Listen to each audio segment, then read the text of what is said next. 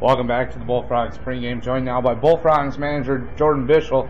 Coach, last night a 7-6 win over the Waterloo Bucks, and the Bucks got things started early in the first inning. 2-run double from Ryan Rieger.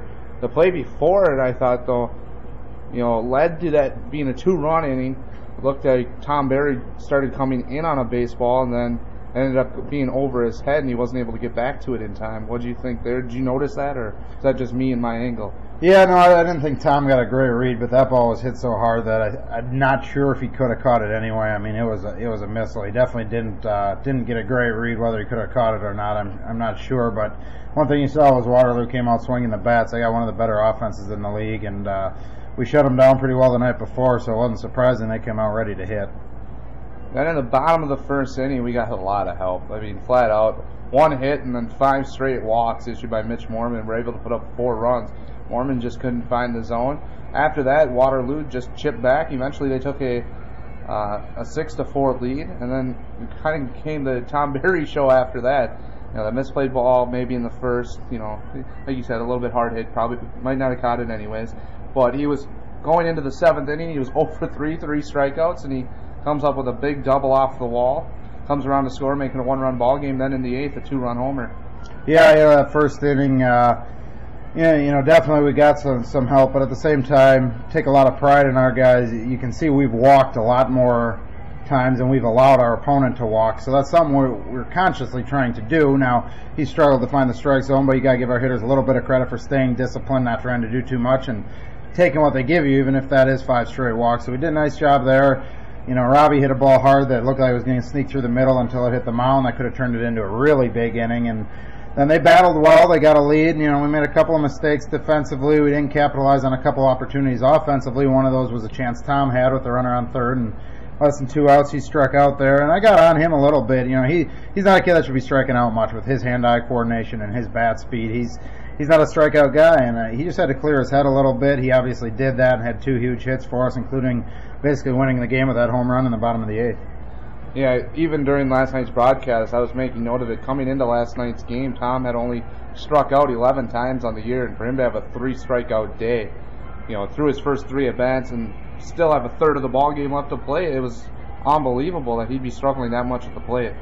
Yeah, I think physically he gets a little worn down time to time. He had injury history here coming in, wasn't able to play at San Francisco this year, and sometimes when you slow down a little bit physically, it gets you a little bit mentally, and he had to fight through that a little bit, and you got to give him a lot of credit for not cashing it in yesterday and battling and having 2 huge hits for us. On the flip side of things, on the mound, Riley Tincher, maybe not his best outing of the year, 6 runs, 4 of which were earned, and he kept us in the ball game, but at the same time, he didn't do all that he has done in other starts this year. Yeah, he battled a little bit. Waterloo last time, too, hit him fairly well. They do a nice job against him. He throws a ton of strikes, and at times the aggressive hitting teams capitalize on that just a little bit, and we didn't play great defense behind him. But, when he came out of the game, it was a 2-run game, so we still had an opportunity, which was good. And obviously our bullpen did a nice job keeping it where it was at. With the 2-game sweep of Waterloo, we're now 6-1 against the Bucks this year. And I don't know, just looking at how close this league is, to me, that's an unbelievable record to have against an opponent. Yeah, especially because Waterloo outside of Eau Claire is, I think if you take this series with us out of it, they definitely have the 2nd best record in the league. They got a good team. They can hit the ball. They throw a lot of strikes generally, pitching-wise. They got a good squad, and some of that's just a streaky thing. You're hot when you catch them or whatever, but and then confidence starts to build in one direction, and so we've done a nice job against those guys, and hopefully if we can stay in the hunt here down the stretch, that record against them will help us in terms of where we end up in the standings. Tonight, game against the Wisconsin Rapids Rafters, and Rafters we've played fairly evenly this year. We're 2-2 against them in 4 games, and they've outscored us by a run, 11-10. And the Rafters ended up in the first half being near the bottom of the division. Actually, I believe they were last in the division, and we just didn't pick up wins against them as much as I thought we were going to, based on their record in the first half. Yeah, like we've talked about, it's an extremely balanced league. I mean, you saw early in the year we beat Eau Claire twice, and now we haven't scratched a win across against them since. And top to bottom, it's very balanced. Somebody's going to have to lose every time there's a game, so somebody's going to be in last place, but it doesn't make them a bad team. And they've had a lot of 1- and 2-run losses, and we lost a last inning lead against them, which we haven't done much of this year, but it happened there. And so they're going to battle, they're going to scrap, they're going to claw, and they've played pretty well against us. I haven't seen them play the other teams, obviously, but they're plenty capable of winning games in this league. And like I said, somebody finishes last. It was them in the first half, but that's not to say that they're not capable of rising up and beating anybody. And tying with JW, the radio guy here for the Rafters, the thing he was telling me about the Rafters is they've been getting pretty good pitching that's been keeping them in games. They haven't been getting the hits that they need. And tonight with throwing Chris Edwards, and he's been roughed up on the mound lately. He's given up a lot of hits in his last few starts. What does that say to you? Well, you have, again, your ups and downs. Chris is a guy who doesn't have dominant stuff.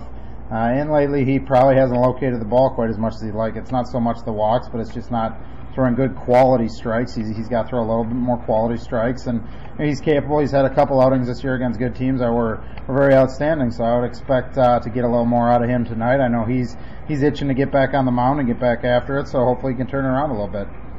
We got a doubleheader tomorrow with the Rafters back at Joanny Stadium in Green Bay, and what does that kind of do as far as working with the bullpen tonight, knowing that there's 2 tomorrow and not an off day until Monday?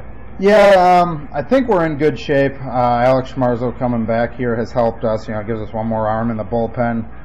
Joel gave us 7 great innings the other day, which kept us short in the pen. And then Riley last night may not have his best stuff, but he got us into the 7th inning. So we've been able to do a nice job of kind of rehabbing that pen a little bit. We got Owen Jones on the mound game 1 tomorrow. If he gives you a good start, you'd hope he can pitch the majority of that game for you. So hopefully we'll be okay with it. Obviously adding 5 innings to a day always makes it a little bit of a challenge, but we have 7 guys capable of starting, and so having that extra game with a 6-man rotation gives us a chance to start Mike Thomas tomorrow after Edwards today. So I think we'll be all right with it. You got to get quality starts or all of a sudden it can cripple you in a hurry. All right, thanks a lot, Coach. Good luck tonight. Thanks, Rob.